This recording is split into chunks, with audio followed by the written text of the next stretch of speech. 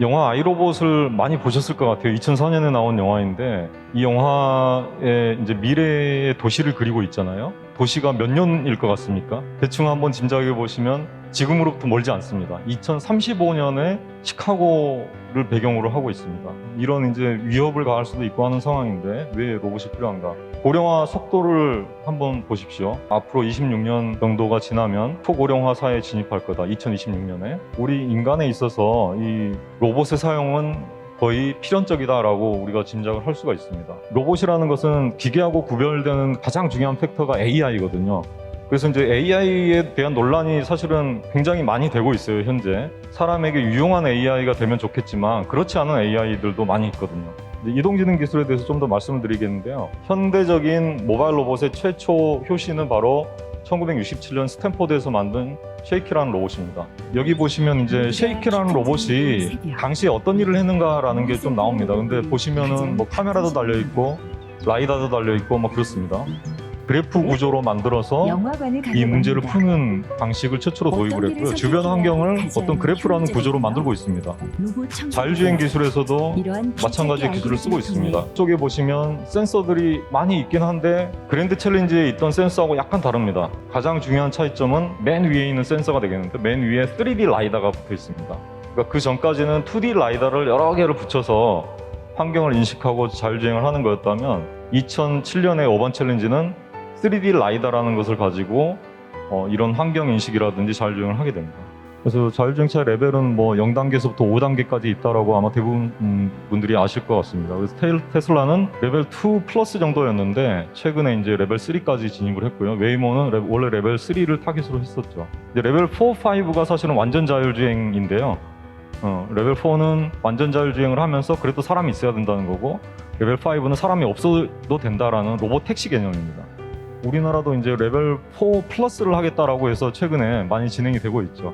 1조가 넘는 금액을 투자해서 지금 과제를 국가적으로 진행을 하고 있습니다. 자율주행의 핵심 기술이 크게 세 가지라고 저희가 말을 하고 있습니다. 매핑, 위치 인식, 그 다음에 모션 제어 이렇게 세 가지라고 말을 하고 있는데 그 중에서 맵을 만들고 위치 인식을 하는 기술이 굉장히 어렵고 이 두 개가 동시에 풀려야만 되는 문제다. 그래서 이제 이 기술을 저희 연구실에서는 많이 연구를 하고 있고요. 크게 두 가지 방식으로 하고 있습니다.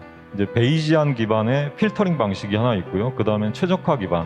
예전에는 대부분 필터링 기반으로 많이 했거든요. 근데 이 필터링 기법은 한 번이라도 데이터가 잘못 매칭되면 나중에 발생할 수 있는 확률이 많아집니다. 그래서 그것을 극복하기 위해서 그래프 기반의 최적화 기법, 그래프를 최적화함으로써 로봇의 현재 위치뿐만이 아니고 과거의 위치까지 전부 다 보정을 해주는 그런 방식이 되겠습니다. 저희가 이제 GPS가 잘 도달하지 않거나 골목길, 차선이 잘 분명하지 않고 이런 지역을 이제 비정형 지역이라고 말을 하고 있거든요. 그래서 그런 비정형 지역에서도 이 자율주행 기술이 잘 된다라는 것을 이제 보여주기 위해서 이 과제에서 진행을 했습니다. 대구 지역도 이제 저희가 비정형 지역이라고 해서 선별한 지역인데 그런 지역에서도 한 바퀴를 돌게 되면 저희가 뭐 전선줄 같은 것도 다 파악이 될 정도의 정교한 맵을 얻을 수가 있습니다. 그래서 저희가 이제 과제를 진행한 것을 보시면 이제 딥러닝을 이용해서 먼저 학습을 시켜줘야 되겠죠. 그래서 사람, 뭐 테이블, 그 다음에 체어 이런 것들을 이제 먼저 학습을 시켜줍니다. 그 다음에 이 학습된 것을 기반으로 그것을 특징점 삼아서 슬램을 돌리게 되면 이렇게 이제 의미론적으로 이 환경을 파악을 하게 됩니다. 이제 이런 자율주행 기술을 뭐 지상 로봇에만 적용하는 게 아니고 비행체라든지 여러 가지 다른 종류의 로봇에도 적용을 해봤습니다. 그래서 자율비행을 위한 슬램 쪽에서는 VIO라는 기술을 저희가 기반으로 하거든요. 이것의 장점은 이제 스마트폰에서도 구현을 할 수 있다는 거죠. 스마트폰에 이 센서가 있습니다. 이미 카메라도 있고 반사광법 장치도 있기 때문에 스마트폰만을 들고 다니면 우리가 2층을 가다가 3층을 가거나 아니면 실내를 가다가 실외를 가거나 이런 이제 다양한 상황에서도 이 센서만을 가지고 위치 인식을 할 수 있다는 장점이 있습니다. 근데 저희가 이제 실험을 바깥에서 해보니까 해상교란 같은 건 굉장히 바람이 셉니다. 저희가 만든 기술이 이제 아예 구조체에 붙어버리자, 구조물에 붙어버리자라는 기술입니다. 그래서 이 드론은 이제 날기도 하면서 아예 구조물에 붙어서 굉장히 정밀하게 구조물의 서피스를 관측할 수 있는 그런 기술이 되겠습니다. 그래서 이런 드론 기술이 굉장히 이제 앞으로는 유용할 거다. 자율 비행을 통해서 여러 가지 인스펙션 한다든지 뭐 유리창 닦기도 할 수 있고요. 뭐 다양한 응용 분야들이 많이 있을 것 같습니다. 근데 실제 농현 환경에서는 뭐 깜깜하기 때문에 비전도 안 보이고 라이다로 해도 다 산란돼서 안 보입니다. UWB 센서를 이용해서 저희가 최근에 위치인식하는 그런 시스템을 만들었고요. 그래서 기체 자체에다가 4개의 UWB 태그를 만들고 넣고 그 다음에 기체가 날아가면서 중간중간 떨어뜨립니다. UWB 앵커라는 것을 떨어뜨리고 그 앵커를 이용해서 자기 위치 인식을 하는 방식이 되겠습니다. 헨젤과 그레텔 보시면 빵가루를 이렇게 떨어뜨리면서 집으로 돌아가지 않습니까? 그런 것처럼 마찬가지로 드론이 떨어뜨리면서 자기 위치를 인식하겠다라는 그런 기법이 되겠고요. 그 다음에 이제 지하 공간도 저희가 자율 탐사를 할 수가 있습니다. 땅 위에 있으면 GPS가 있고 뭐 비전, 라이다 이런 것들을 써서 자율주행도 하고 하지만 땅 속으로 들어가게 되면 굉장히 어렵습니다. 그래서 저희가 이제 땅 속에서 자율 탐사하는 그런 로봇 몰봇이라는 것을 개발을 했는데 두더지의 어떤 형태라든지 습성을 모사를 해서 이 몰봇의 형태는 만들었고요. 뭐 두더지가 이렇게 견갑골을 이용해서 좁은 움직임만 가지고도 큰 로테이션을 줄 수가 있습니다. 그래서 그다음에 위치인식 쪽은 아까 말씀드렸듯이 지구 자기장 센서를 앞뒤로 달았습니다. 로봇의 앞뒤로 달고 그것들을 이제 진행할 때 매칭을 하면서 자기 위치를 보정하는 그런 방식이 되겠습니다. 이제 샘플 채취라든지 우주 개발 이런 데서도 쓰일 수가 있다. 그다음에 이제 사족 보행 로봇 이런 데서도 마찬가지로 잘 보행 기술이 쓰일 수가 있게 되겠고요. 최근에 군집형 무인 CPS 특화 연구실이라는 것을 이제 제가 책임을 맡아서 하고 있는데요. 이제 사이버 피지컬 시스템이라고 해서 사이버 공간상의 로봇들, 그다음에 실제 피지컬한 로봇들을 다 아우러서 총 100대 정도 이상의 로봇들을 자율 군집 주행을 하겠다라는 개념으로 이 과제를 하고 있습니다. 이런 군집 로봇 시스템의 문제 중에 이제 군집 제어 문제가 가장 어떻게 보면 하이라이트라고 할 수가 있겠는데요.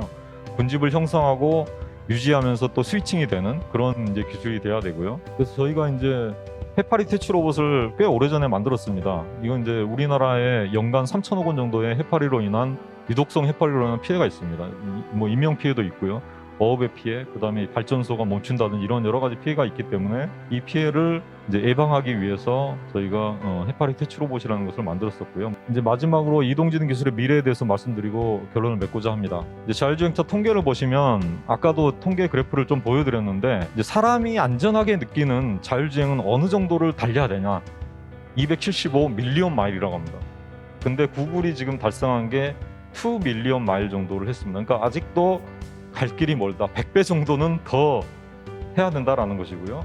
이제 자율주행 기술은 사실 가능성이 있습니다. 단기적으로는 한정된 공간, 제약된 도로 이런 데서 가능하겠다. 레스트마일 배송이라든지 뭐 무인 트럭 이런 것들이 시도가 되고 있죠. 전 세계적으로 시장도 굉장히 커나가고 있고요. 스타쉽, 아마존, 뭐 CVS, UPS 이런 데서 많이 시도를 하고 있습니다. 자율주행 드론, 선박, 수중 로봇, 채굴 로봇, 우주 개발 이런 데 자율주행 기술이 점점점 쓰일 것으로 예상이 됩니다. AI가 자율주행이 가장 편한 게 사실 베니피셜이라고 그러면은 노인이 될 수 있을 겁니다. 자동차도 그렇고 어디 길 찾아가는 데도 그렇고. 근데 저희 경험은 자율이다 그러면 겁이 나요. 어떻게 로봇하고 AI 자율주행의 도덕성을 가르칠 수 있느냐 하는 거죠.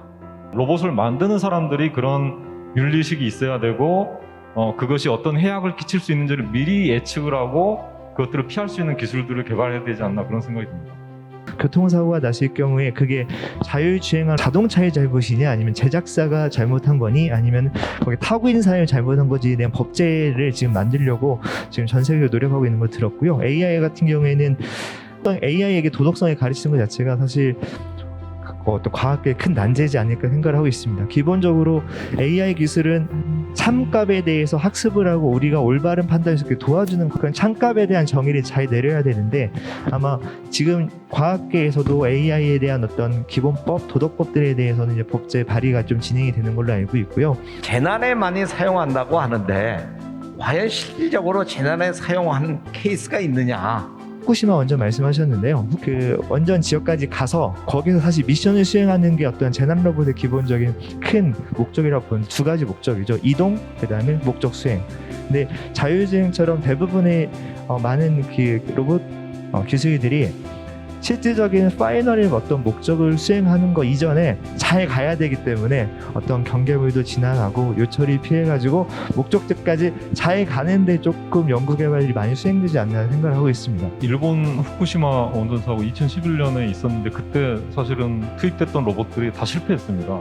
그런 로봇들이 대부분 원격 조작을 하거든요. 그러다 보니까 방사능 지역에서 통신이 잘 안 되면 불능이 되는 경우가 많습니다. 아직까지도 통신이 완전히 불능이 됐을 때는 할 수 있는 솔루션이 없습니다.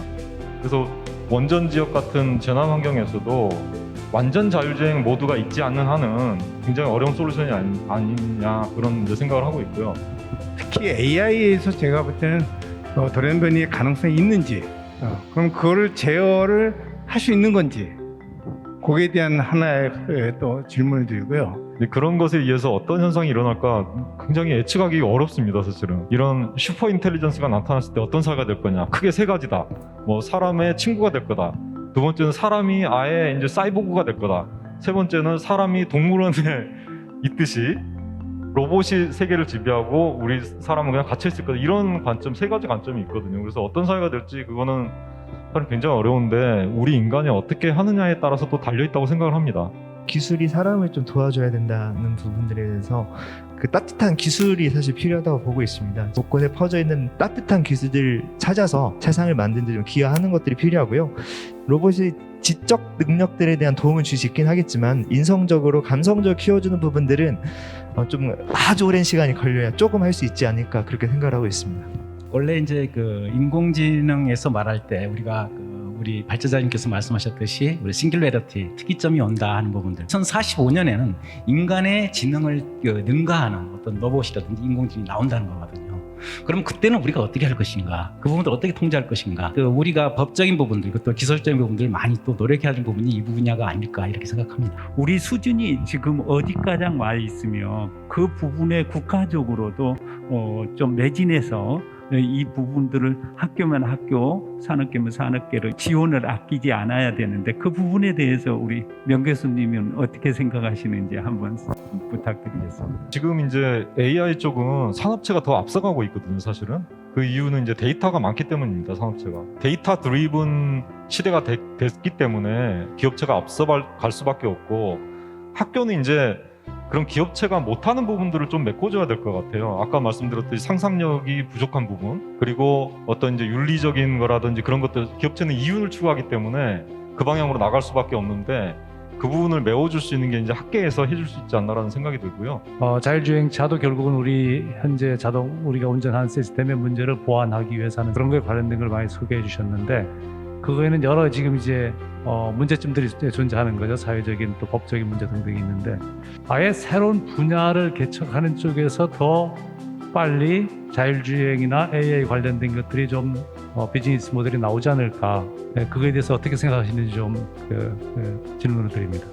지금 있는 기술이 이제 한계가 분명히 있고, 사고가 나서 우버 같은 경우는 뭐 라이센스가 중단되기도 하고, 뭐 테슬라도 사고가 나서 뭐 조사를 당하고 이런 상황들이 있긴 한데, 저희들이 이제 이것을 어떤 분야에서 어떻게 사용할 거냐, 그게 이제 잘 디자인되면 기술적인 한계들을 충분히 극복하고 거기 안에서는 잘 작동할 수 있도록 할 수 있을 것 같습니다. 새로운 분야들 당연히 저희가 개척을 해야 되고요. 저는 기업체에서 그것 좀 해주시면 좋을 것 같아요. 그 기업체에서 자율주행할 수 있는 로봇 만들 수 있거든요. 근데 그 로봇 위에다가 AI 스피커, 음성 인식을 해서 우리가 원하는 대답을 줄 수 있는 AI 스피커가 있으면 노약자들은 굉장히 좋습니다. 그런 거 잘 개발을 하시면 굉장히 제 생각에는 비즈니스 모델도 좋고, 앞으로 이제 초고령화 사회가 된다고 하는데 굉장히 또 쓸모 있는 그런 영역이 아닌가라는 생각이 듭니다. 우리 주변에서 많이 있을 것 같아요. 우리가 또 그냥 관가하기 때문에 비즈니스가 되지 못하는 그런 사례들이 많지 않나라는 생각이 듭니다. 과학자 소통 포럼은